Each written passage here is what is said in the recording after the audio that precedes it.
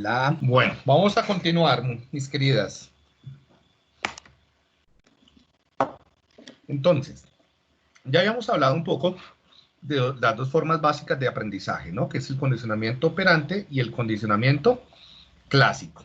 Bien, ahora vamos a comenzar a hablar sobre una tercera forma, pero de aprendizaje que está relacionada con las dos anteriores, y es la extinción, ¿sí? Entonces, una vez establecidos estas dos formas asociativas de aprendizaje, condicionamientos clásicos y pues, la pregunta sería, ¿cómo hacemos para perder desmontar este tipo de aprendizaje? Vuelvo y les digo, eso no se llama desaprender porque es un nuevo aprendizaje, ¿no? Entonces, el procedimiento, o sea, no es desbaratar lo anterior, sino es crear un nuevo aprendizaje que permita perder la relación entre el estímulo condicionado y la respuesta y el estímulo incondicional, o la respuesta y la consecuencia. Entonces aquí vemos, una vez adquirido esa asociación, este es el proceso, el número de ensayos para adquirirlo, lo que hacemos es presentar el estímulo condicionado, la campana, sin el estímulo incondicionado. Y progresivamente, cuando el estímulo incondicionado, digo condicionado, no predice el incondicionado, es decir, cuando la campana no predice la llegada de la comida, el animal va a dejar de salivar, ¿no? Hasta que se pierde la respuesta. Entonces, la extinción en el condicionamiento clásico sería una disminución de la respuesta condicionada a salivar, la respuesta emocional, el agrado, el parpadeo, ¿sí? La preparación motora, cerebral. Esa respuesta se pierde cuando no se presentan de forma contigua los dos estímulos y entonces el uno ya deja de predecir al otro, o sea, el estímulo aprendido deja de predecir el estímulo aprendido, ¿sí? Mientras que en el condicionamiento operante lo que tenemos es que tú presentas la conducta sin consecuencias. Entonces, cuando ya no hay consecuencia, ya sea refuerzo o castigo, se extingue la conducta, el aprendizaje. Entonces, ya se pierde el aprendizaje o se crea un nuevo aprendizaje en el cual, en el nuevo aprendizaje, se aprende que hacer la tarea ya no genera refuerzo o no hacerla ya no genera castigo, ¿sí? O sea, ya la conducta no genera ni un refuerzo ni un castigo. Entonces deja de ser operante, ¿sí? Hay que tener en cuenta que, por lo general, una vez se han adquirido los aprendizajes y después se extinguen, es probable que con una leve exposición, ya sea presentar los dos estímulos de forma junta o presentar la consecuencia, reaparece el condicionamiento. Es decir, hay una recuperación ya sea espontánea o una recuperación planificada, o sea, un reaprendizaje. Bien, lo que les vengo diciendo, no es olvido, es un nuevo aprendizaje, se aprende a no responder por la falta de presentación del estímulo incondicionado o por la ausencia de la consecuencia. Bien, entonces, tenemos que tener en cuenta que puede haber recuperación espontánea, ¿sí? Entonces, por ejemplo, aquí esta mamá está tratando de usar el principio de extinción para desaparecer la conducta de pataleo, ¿sí? Entonces, si el niño no obtiene la recompensa, que es la atención de la mamá, entonces, según este principio, deberá desaparecer la conducta de pataleo al no ser reforzada, al no obtener la contingencia, ¿sí? Al no ser contingente, mejor dicho. Pero puede ser que una vez extinguida la conducta o extinta, vuelva a espontáneamente reaparecer. Esto pasa muchísimo en los casos de trastornos mentales, de fobias, de trastornos de ansiedad, que una vez ya hecha la extinción vuelven y aparecen espontáneamente, o que se restablezcan por exposiciones leves, que se renueve el condicionamiento. La sugerencia que se hace de este tipo de teorías es que, por lo general, lo mejor es no hacer un condicionamiento para evitar hacer la eliminación, hacer la extinción, porque es muy difícil hacer extinciones, ¿sí? Hacer extinciones no es tan fácil.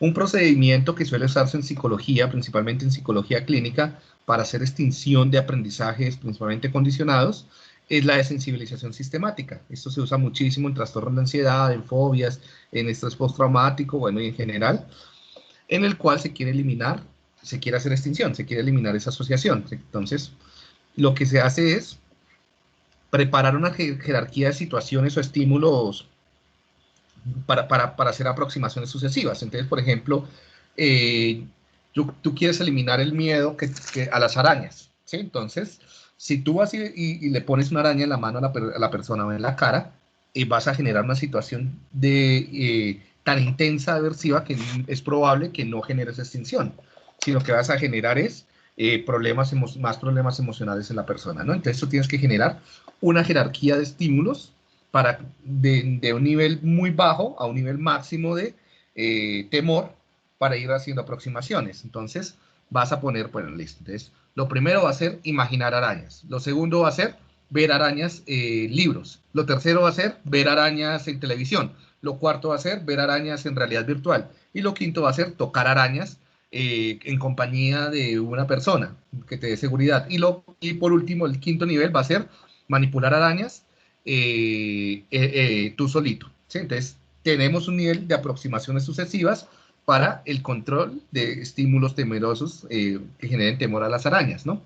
¿Qué es lo que hacemos una vez hacemos la jerarquía de estímulos? Lo mismo, lo podemos hacer para cualquier tipo de condicionamiento. Hacemos extinciones progresivas. Entonces, primero vamos a trabajar con imaginar arañas. Entonces, vamos a visualizar la araña y cuando visualices la araña, no hay un estímulo, no está la consecuencia desagradable que es el miedo. Entonces, si no está el miedo, poco a poco, o sea, la amenaza, poco a poco tú vas a poder imaginar arañas sin que te genere temor o que te genere ansiedad. Una vez lo logras hacer esa extinción, pasas al siguiente paso que será ver arañas en libros, ¿sí? También se suele usar el contracondicionamiento. Entonces, antes de ir a hacer la extinción, tú puedes condicionar respuestas opuestas. Entonces, ¿qué es lo opuesto al temor? La relajación. Entonces, tú enseñas a hacer relajación. Entonces, por ejemplo, entrenas en yoga, en meditación, en relajación diafragmática, en respiración, ¿sí? Y haces que la persona, una vez se pueda relajar, le condicionas un estímulo. Entonces, por ejemplo, enseñas a la persona a respirar y que se sienta relajada respirando, manteniendo el aire en el abdomen, ¿sí? Una vez puedes mantener el aire en el abdomen y se sienten relajadas, presentas un sonido, por ejemplo, una nota musical, una canción, un mantra, ¿sí? Y la persona cada vez que se expuesta a ese estímulo va a sentir las sensaciones relajantes, ¿cierto? Entonces después, la próxima vez que tenga que imaginar una araña, inmediatamente tú pones el estímulo condicionado que genera relajación. Entonces la persona en lugar de sentir miedo va a sentir relajación. Entonces va a ver la araña en su imaginación y al mismo tiempo está sintiendo, está escuchando el sonido que le genera relajación y se va a relajar, ¿sí? Entonces bloqueas la sensación desagradable y aproximas, o sea, expones al estímulo que genera adverso o condicionado, de tal forma que se rompa la relación entre araña imaginada y miedo a la araña. Una vez garantices que la persona, cuando vea una araña, todo lo contrario, lo que sienta es relajación, puedes pasar al siguiente nivel, que es progresivamente ir subiendo hasta que ella pueda, al nivel 5, manipular una araña sin sentir, eh, exponiéndose al estímulo de relajación, de tal forma que la araña ya manipulándola no le genera miedo, sino que se mantiene calmada, ¿no? Entonces, cada vez lo que vamos a hacer es ganar más control sobre el contexto, sobre el mundo. Bien, eso ustedes en las clases no tienen casi estudiantes con miedo a las arañas, pero sí tienen estudiantes con ansiedad a las evaluaciones, con miedo a hablar en público, con miedo a interactuar a otras personas, con temor al fracaso, con temor con temor a las matemáticas, ¿sí? Entonces, lo que ustedes pueden hacer es identificarlos y hacer este tipo de procedimientos para que les vaya mejor en sus clases o en la evaluación o en la intervención neuropsicológica, ¿sí?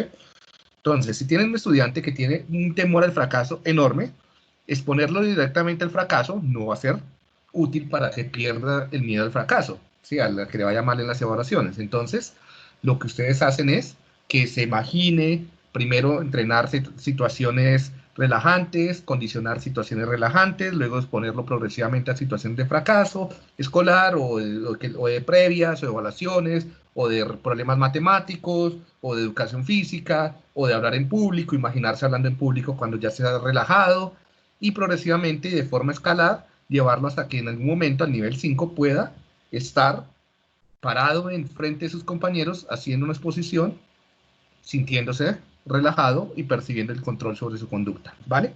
Entonces esto sería la extinción y usar la extinción como un tipo de aprendizaje. No sé si alguien creo que al principio alguien había preguntado algo sobre la extinción, que si iba a hablar de la extinción y les dije que después, ¿qué dudas tenían?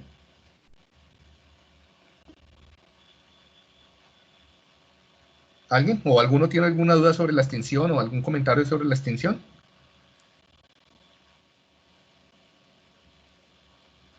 ¿Ninguno? ¿Ninguna? No, señor. Bien. Entonces miren que también puede ser muy útil para facilitar los procesos de enseñanza-aprendizaje, o la terapia, o la evaluación, ¿no? Así como pueden entrenar habilidades, pueden entrenar, o sea, emociones y demás, pueden trabajar en entrenar el control a través de estos procedimientos. Bueno, esto es una tablita que les muestra diferentes autores, algunas tradiciones que han usado en las teorías clásicas del aprendizaje conductual, ¿sí? Que estudiaron y si usaban o no recompensas, ¿no? Entonces no la vamos a abordar, se las dejo por si la quieren algunos estudiar más adelante.